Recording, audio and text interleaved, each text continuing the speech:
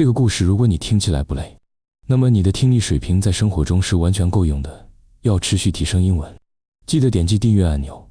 我们开始吧。 The captain saw the black flag and knew one wrong move could kill his whole crew. In the year 1703, the sea was not blue and calm like in travel ads. It was gray, loud, and full of fear. Ships were made of wood that groaned at night. Men slept in wet clothes. Food went bad fast. And danger did not knock before it came on board. On a cold morning off the coast of England, a small trade ship called the Mary Finch was cutting through rough water. The wind was sharp. Salt hit the sailors' faces like tiny stones. Tom Reed, a young deckhand with hands full of rope burns, was on watch.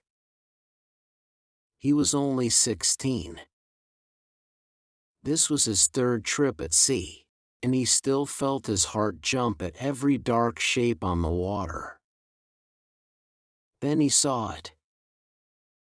Far to the east, through the mist, a large ship moved slow and strange. Its sails hung loose. No bright colors flew from its mast. Instead, a dark flag flapped in weak wind. Tom called out, voice shaking, "Ship to starboard." Captain Hale came up from below deck. He was a man with deep lines on his face and eyes that missed nothing. He held a brass spyglass and stared at the ship for a long time. The crew went quiet. Even the sea seemed to hold its breath. On that dark flag was a simple sign, a yellow cross on black cloth. The men on the Mary Finch knew that sign. It meant sickness. It meant plague. In those days, when a ship carried disease, it had to show a sign so others would stay away. There were no fast doctors. No strong medicine. If one sick sailor came near, whole towns could die. Captain Hale lowered the glass and spoke in a low, firm voice. "Give them a wide berth." The words were simple. The meaning was clear. Turn the wheel. Change our path. Stay far away. The helmsman pulled hard. The ship leaned as it shifted course. The wind tried to push them closer to the sick ship, but the crew fought it. Rope burned skin. Wood creaked loud. Tom felt fear crawl up his spine. As they passed at a distance, they could see men on the other ship. Thin faces. Weak arms waving slow. One man fell to his knees on deck. No one helped him. No one could. Tom swallowed hard. He had lost a brother to fever back home. He knew what sickness could do. The wind grew strong that afternoon.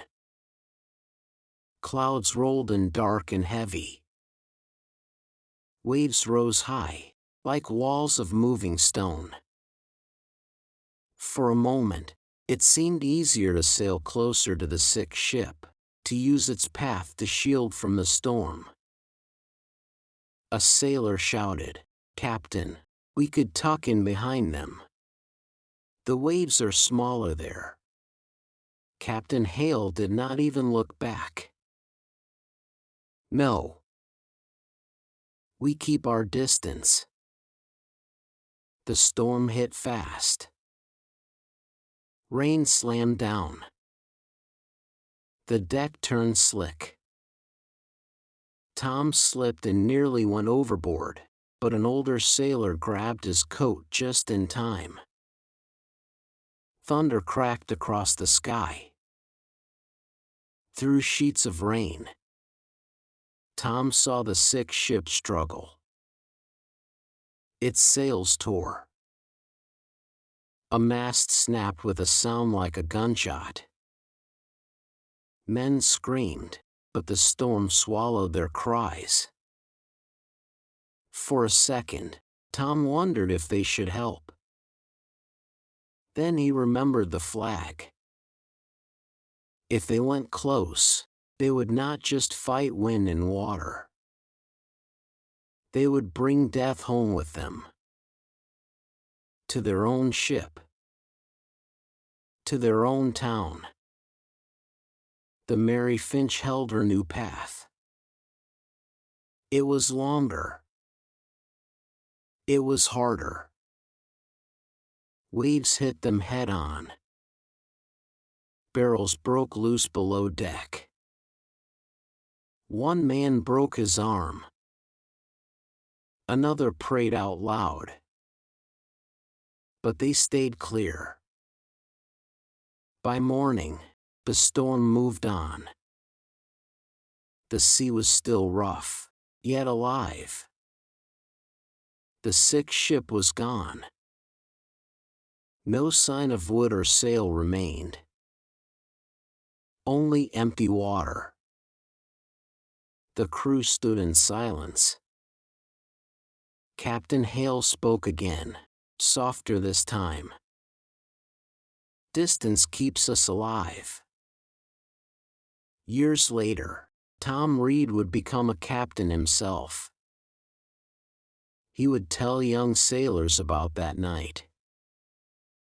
He would teach them the phrase he learned as a boy, give someone a wide berth. At sea, a berth is space. The room a ship needs to move and turn. Too close, and wood crashes into wood. Fire spreads. Disease spreads. Trouble spreads. Sailors began to use the phrase not just for ships, but for people. In busy ports, there were men known for knife fights after too much rum. There were ships known for cheating on trade deals. There were strangers who smiled too wide and asked too many questions. Old sailors would say, "Give him a wide berth," and younger men understood. Step back. Do not get pulled in.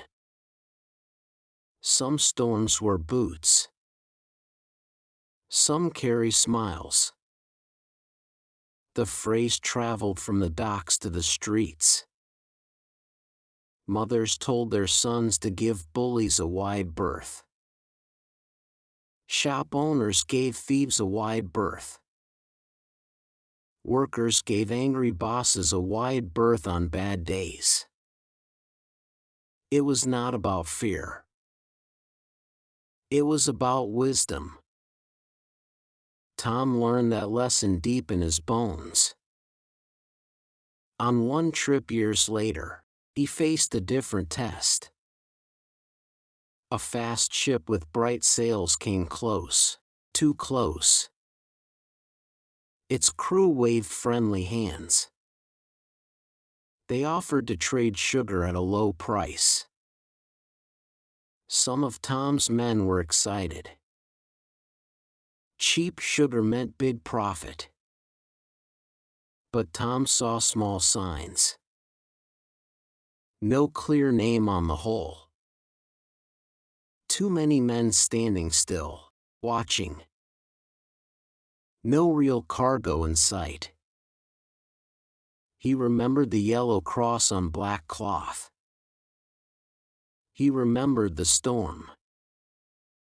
He remembered the man fallen to his knees. He turned to his crew and said, "We give them a wide berth." Some groaned.